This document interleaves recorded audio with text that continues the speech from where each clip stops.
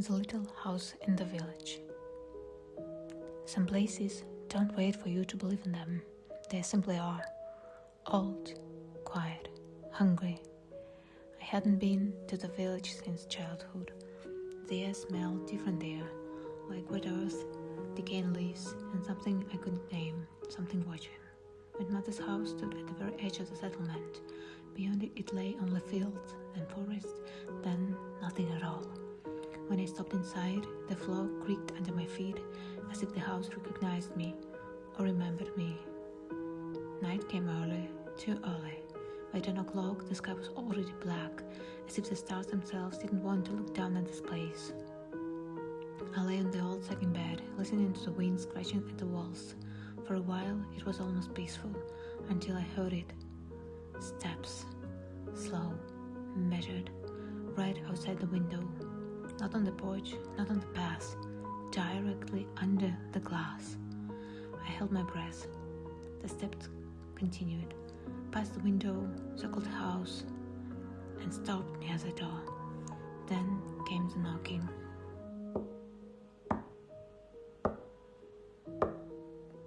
Soft, gentle, too gentle, almost polite.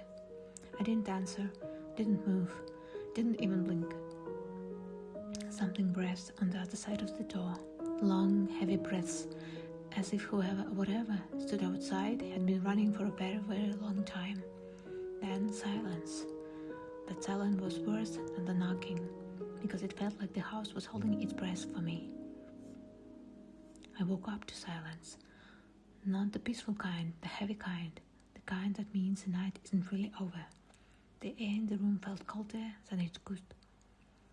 The curtains trembled, and though there was no wind, I forced myself out of bed and walked to the window.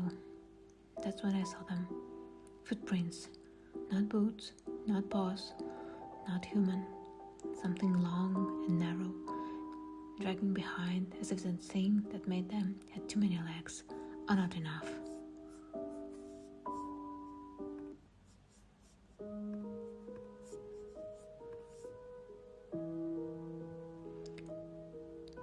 The trail circled the house twice, then vanished behind the barn like a thought swallowed mid-sense. Grandmother was already awake, sitting at the kitchen table, stirring her tea without drinking it. She didn't look at me when I came in. Her eyes stayed on the window. "Did you sleep?" she asked. "A little." She nodded slowly, as much as the house allowed. I froze. The house? She finally turned her head toward me, and I realized she wasn't surprised. Not at my fear, not at the steps, not at the traces in the dirt. "This place remembers," she whispered. "It remembers better than people do." "Grandma, someone walked around the house last night." She sighed. "No." Her voice was firm, almost tight. "Not someone."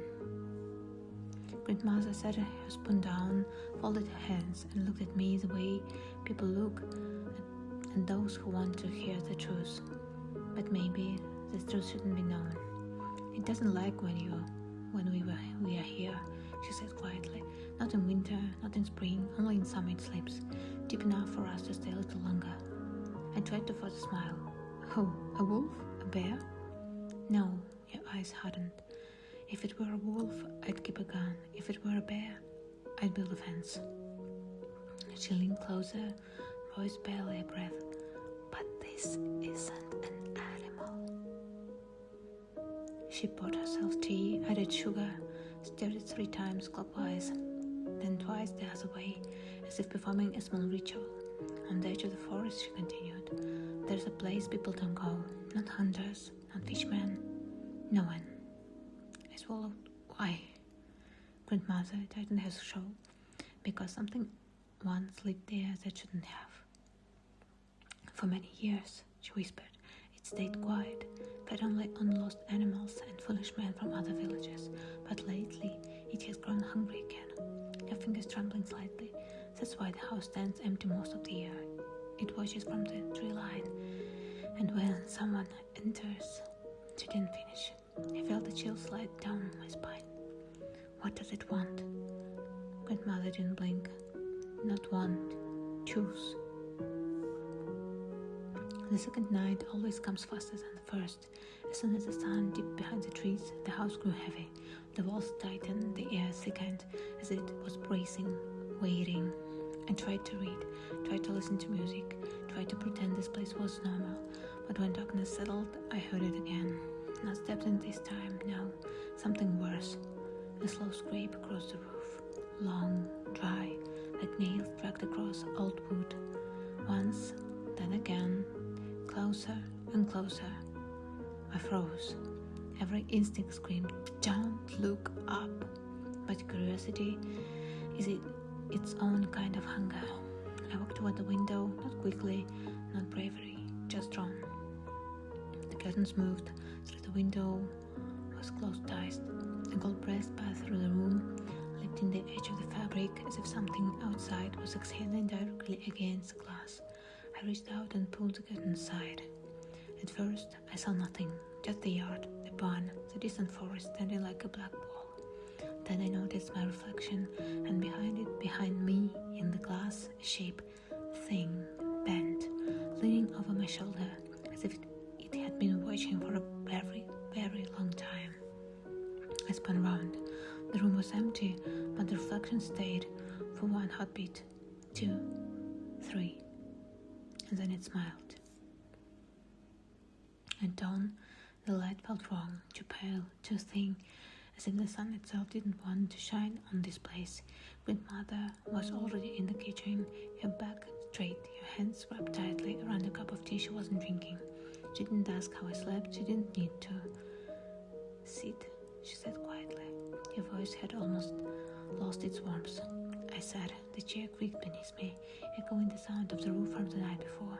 Grandmother slid a small wooden board across the table. On it, a sign carved into the surface, old, crooked, a circle with 3 cuts through it, like a sign had been crossed out. "Hang this on the door," she whispered, "before evening." I frowned. "What's this?" "Boundaries," she said, "thin, but better than nothing." I didn't know what to say. I wanted to pretend it was superstition, old people's rituals, country nonsense. But then I remembered the reflection, the smile, the press on the glass. "Grandma," my voice cracked, "what is out there?" She didn't answer at first. She just looked at me the way people look at photographs of someone they've already lost. "You were a child," she said softly. "You don't remember, but you've been chosen before." A cold spike ran down my spine. "What do you mean?"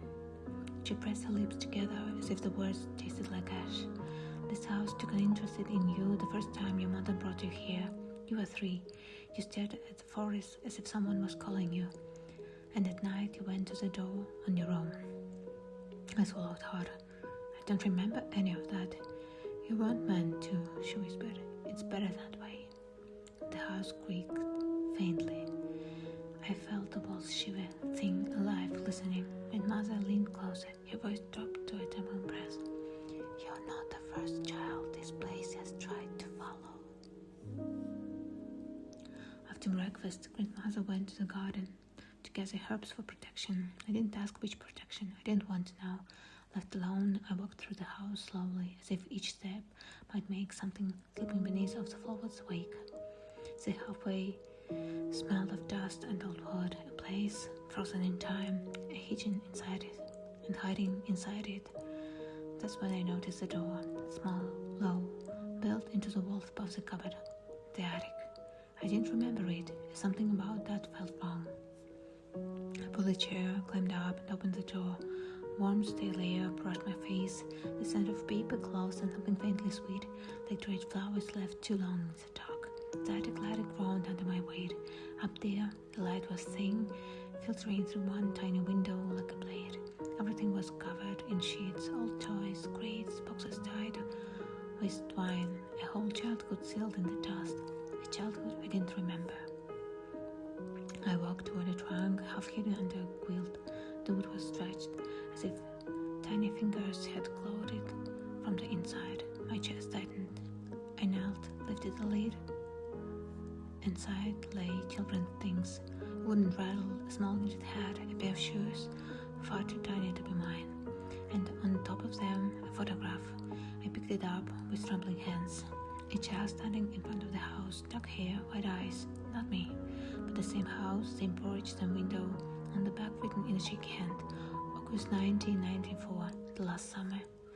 The floor beneath me creaked, not from my weight, from footsteps. Soft, measured, directly above the ceiling below. Moving toward the ladder, I held my breath, listened. Another step, another. Then a whisper, barely audible, like a voice trapped between the walls. Calm down. Slow, calling, patient. But the voice wasn't grandmother's. It wasn't anyone's I've ever heard.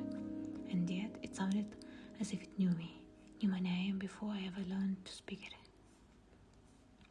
The whisper slid down the ladder like a cold hand. It linched at the bottom step, waiting. I backed away from it without meaning to. My heel hit the trunk and the photo slipped from my fingers. It landed face down with the softest sound, as if the house didn't want grandmother to hear, but she did. Her voice cut through the attic like a blade through clothes. What are you doing there? Not angry, not surprised, just afraid. A fear. She was too old to show any louder. She climbed the ladder faster than I thought she could, her hands shaking, her breath sharp. When she reached the top, her eyes were straight at the photograph on the floor. She didn't touch me. She didn't ask if I was okay. She snapped the photo, flipped it upside down, and pressed it tight against her chest, as if hiding a wand. Who let you come up here? Her whisper scrapped like sand.